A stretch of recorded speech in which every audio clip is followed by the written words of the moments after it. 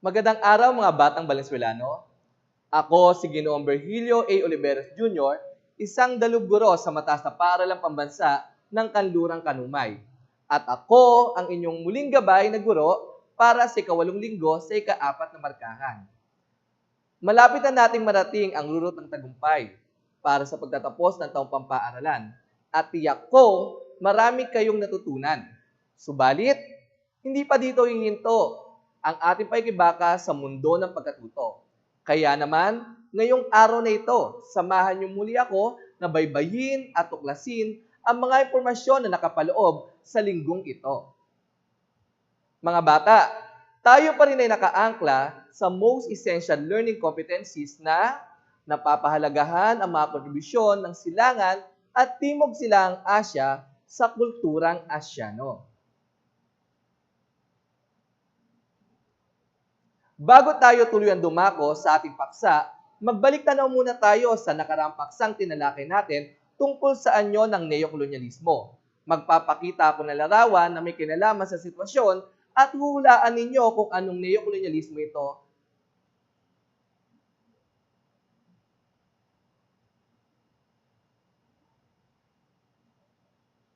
A. Para sa unang bilang,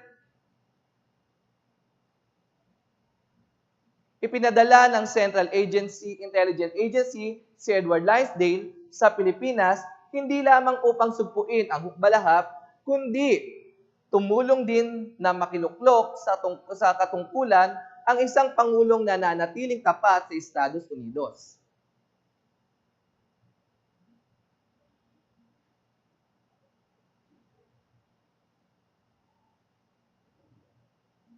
Mahusay mga bata, ang tamang sagot, neokolonyalismo sa politika.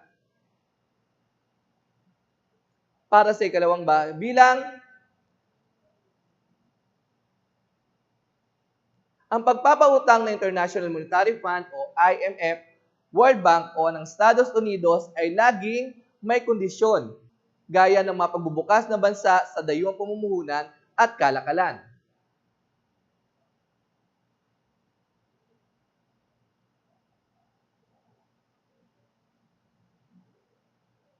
Magaling mga bata, ito ay anyo ng neokolonyalismo sa ekonomiya.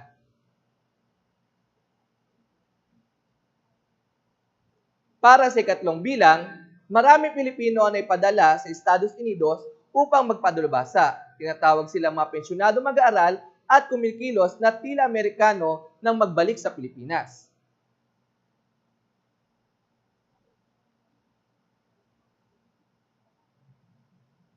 Tama mga bata, ito ay anyo ng neokolonyalismo sa kultura.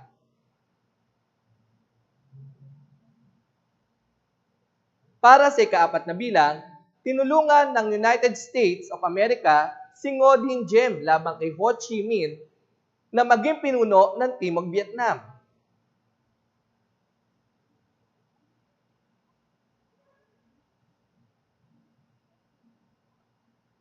Nakakabilib ang husay nyo mga bata. Ito ay anyo ng neokolonyalismo sa politika.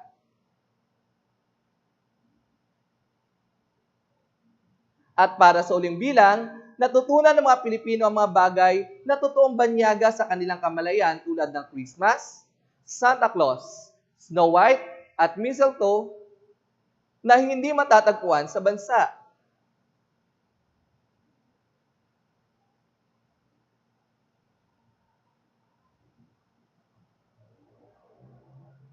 Kahanga-hanga mga bata, ito ay anyo ng neokolonyalismo sa kultura. Kung tama lahat ng iyong sagot mga bata, nagpapakita lamang ito na kayo ay maraming natutunan sa paksang tinalakay noong nakaraang linggo. Bago tayo tuloy pumasok sa ating paksa, maglaro muna tayo ng Picto Quiz. Mga bata, alam kong hindi bago sa inyo ang larong ito. Magbibigay ako ng 5 larawan at hulaan ninyo kung ano at sino ang tinutukoy nito. Bibigyan ko lamang kayo ng 10 segundo sa bawat larawan. Excited na ba ang lahat? Tara, simulan na natin. Para sa unang larawan, siya ay isang Chinong pintor na kinilala sa kanyang panahon bilang unang mahusay sa klasiko ng pagpipinta at paglitrato.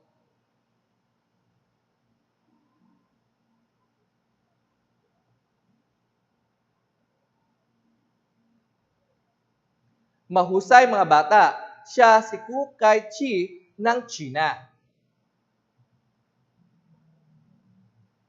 Para sa ikalawang larawan, isa sa tanyag na nobela na sinulat ni Dr. Zerizal na nagbigay daan para mabuksan ang isipan ng mga Pilipino sa tunay na kalagayan ng lipunan sa panahon ng pananakop ng Espanya.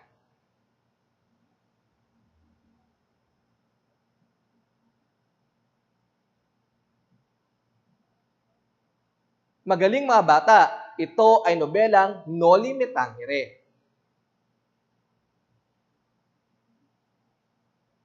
Para sa ikatlong larawan, ito ay isang estrukturang nagpapahayag ng reliyong Budismo na matatagpuan sa Ilagang Cambodia. Orihinal na itinayo ito sa unang kalahati ng ika-12 siglo bilang isang templong Hindu.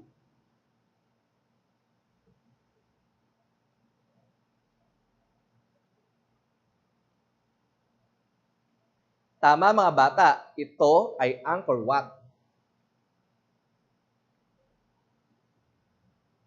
Para sa ikapat na larawan, siya ay mas kilala sa China bilang Master Kong. Siya ay kinilala bilang dakilang pilosopo ng China. Ang kanyang mga aral ay naging gabay ng mga Chino sa kanilang pamumuhay para makamit ang kaayusan sa lipunan at pamahalaan.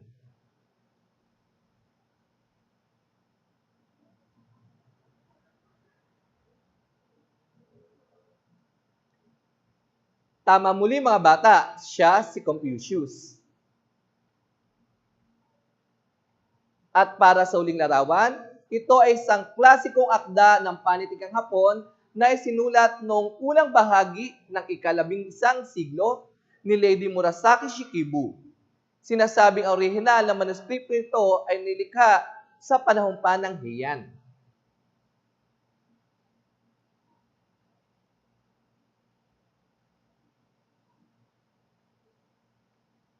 Magaling mga bata, ito ang Tale of Genchi.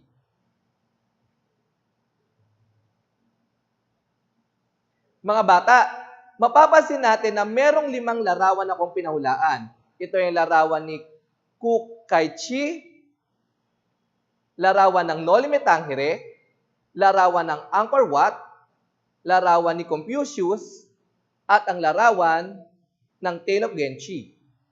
Sa tingin nyo, mga bata, ano ang kaugnayan ng bawat isang larawan sa ating paksa?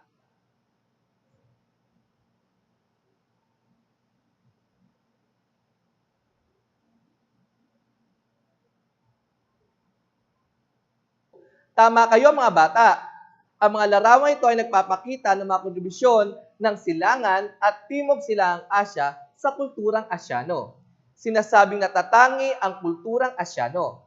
Nagsimula ang kadakilaan at paghahanga sa kulturang Asyano sa panahon ng pag-unlad ng sinaunang kabiasnan sa daigdig. Hanggang sa kasalukuyan, ang paghangang ito ay di mawawala sapagkat patuloy na napapaunlad at napaghuhusay ng mga kontribusyon ng Silangan at Timog Silangang Asya upang mas lalo makilala ang kulturang Asyano sa buong mundo.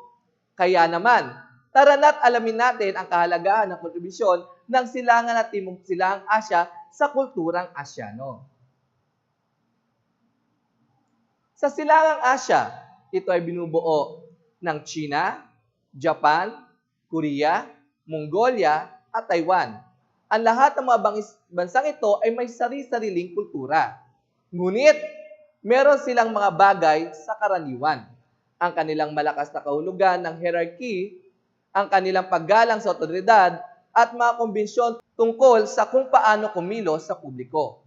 Ang mga bansa sa Silangang Asya ay nagbahagi rin ng mga ugat ng wika at ang kanilang lutuin ay magkatulad.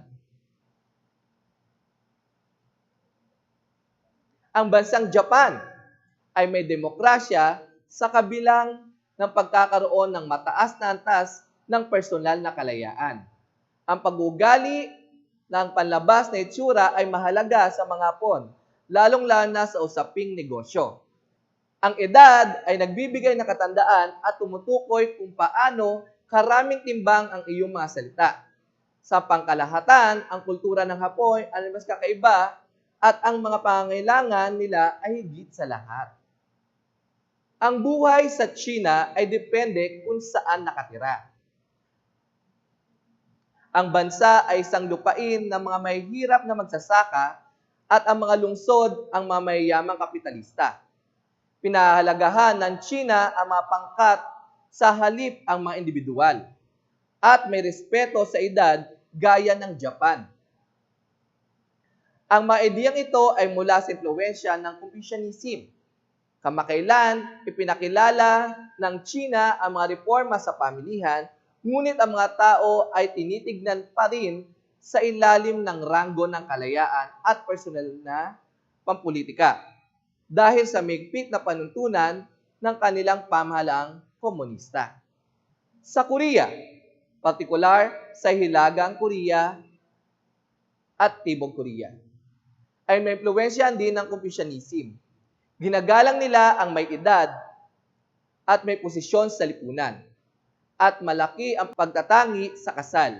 Kaugnay nito, naniniwala sila na ang mga mahal sa buhay ay mananatiling kasama nila kahit na mamatay na. May mga seremonya at parangal pa para sa kanilang ninuno. May mga impluwensya din sila sa Western, lalo sa larangan ng fashion, sa pagkain, sa telebisyon, at maging sa larangan ng politika. Sa North Korea ay isang komunistang diktatura na higit pa kaysa sa China. Ang mahanggana ng kanilang teritoryo ay sarado, ang mga tao ay nagdaranas ng malnutrisyon at nangangailangan ng internasyonal na tulong. Ang Timog Silangang Asya ay maaaring hatiin sa dalawang bahagi. Ang pangkontinenteng Timog Silangang Asya o mainland Southeast Asia at ang pangkapuluang Timog Silangang Asya o insular Southeast Asia. Gayunpaman, ang bawat bansang bumubuo sa Timog Silangang Asya ay magkakaiba ng kultura, batay sa impluwensya ng mga bansang nananakop sa kanila at bunsod na rin ng kanilang relihiyon. Sa bansang Thailand, ang pagngiti ay pamamaraan ng pagbati at mahalagang simbolo ng kulturang Thai. Chutai ang tawag sa tradisyon na kanilang kasuotan. Ang kanilang visual art ay may impluwensya ng Buddhist at ang mga lutuing Thai ay sagana sa aromatikong sangkap at kinikilala sa pagbalanse ng apat na pangunahing lasa: maasim, matamis, maalat, at mapait. Karamihan sa mga Singaporeans ay pinagdiriwang ang mga pangunahing festivals na may kaugnayan sa kanilang relihiyon at mga iba't ibang relihiyon. Ang mga iba't ibang relihiyon nila ay isang direktang salamin sa pagkakaiba ng mga nakatira doon. Ang kultura ng Laos ay naimpluwensyahan ng Theravada Buddhismo na mula sa India at China. Ang kanilang tradisyonal na kasuotan ay tinatawag nilang sutlaw na pwedeng isuot ng mga bata, lalaki at babae. Sa Pilipinas, matindi ang pagkakabuklod ng mga pamilya ng mga Pilipino at kadalasan malapit sa kanila mga pamilya at iba pang kamag-anak. Minsan, extended family ang bawat pamilyang Pinoy. Nabuo din ang samahan ng mga bayanihan ng mga magkakapitbahay na nagtutulungan kung saan-saan o kailanman na may nangangailangan ng tulong. Ang pakikisama ay kaugaliang Pilipino na nagnanais na magkaroon ng maganda at mabuting pakikitungo sa iba. Ngayon mga bata, tapos na ang ating talakayan. Nais kong subukin ang inyong mga natutunan sa paksang aking tinalakay. Magkakaroon tayo ng maikling pagtataya sa pamamagitan ng tukuyin mo. Madali lang ito mga bata kung sa tingin mo, ang nasabing sitwasyon ay ipapakita ng kulturang Timog Silangang Asya, ang isasagot mo ay TSA. At kung sa tingin mo naman, ang sitwasyon ay nagpapakita ng kulturang Silangang Asya, ay sasagot mo ay SA. Bibigyan ko lamang kayo ng 10 segundo sa bawat bilang.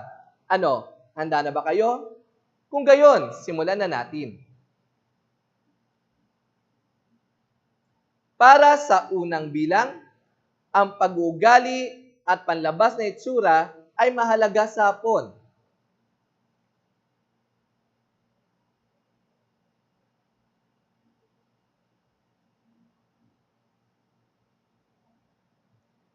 Mahusay, ito ay SA. Para sa ikalawang bilang, ang buhay sa China ay depende kung saan nakatira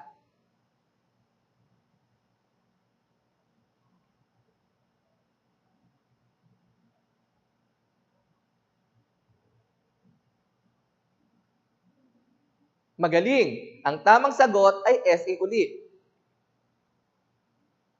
Para sa ikatlong bilang, ang mga lutuin ng Thai ay sagana sa aromatikong sangkap.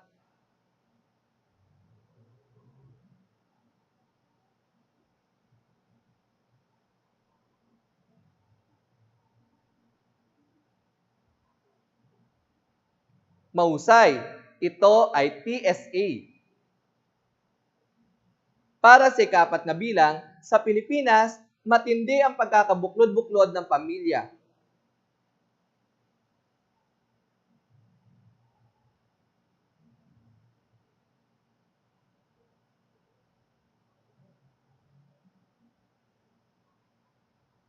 Magaling, ang sagot ay TSA. At para sa uling bilang, ipinagdiriwang ng mga Singaporeans ang kanilang mga festival na may kaugnayan sa kanilang relihiyon.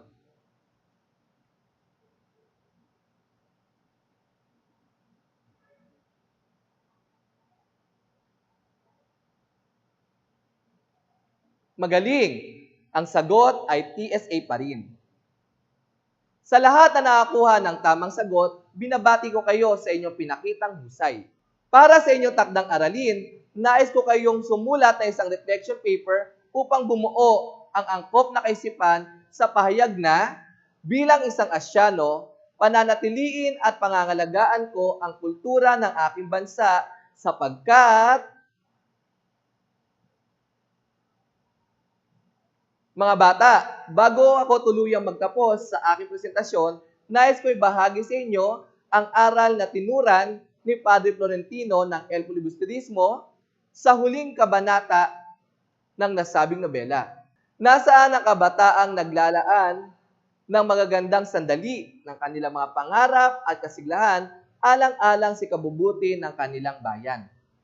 Ang nasabing aral ay patungkol sa ating mga kabataan sa kasalukuyang panahon. Ang mga kabataan ang nagiging pag-asa sa pag-unlad ng ating bayan. Sila ang magiging susi sa pagbabago ng lipunan, kaya't marapat lamang na ingatan ng gaya isang kayamanan. Tamang gabay din ang kinakailangan natin sa ating mga kabataan upang marating sila ang rurok ng tagumpay at maging produktibong mamamayan. Nais ko din pasalamatan ang mga aklat, module, at website na pinagkunan ko ng mga impormasyon, datos at larawan para mabuo ang aking presentasyon. Muli, ako si Ginoong Virgilio Oliveros hanggang sa susunod na pagkikita. Paalam!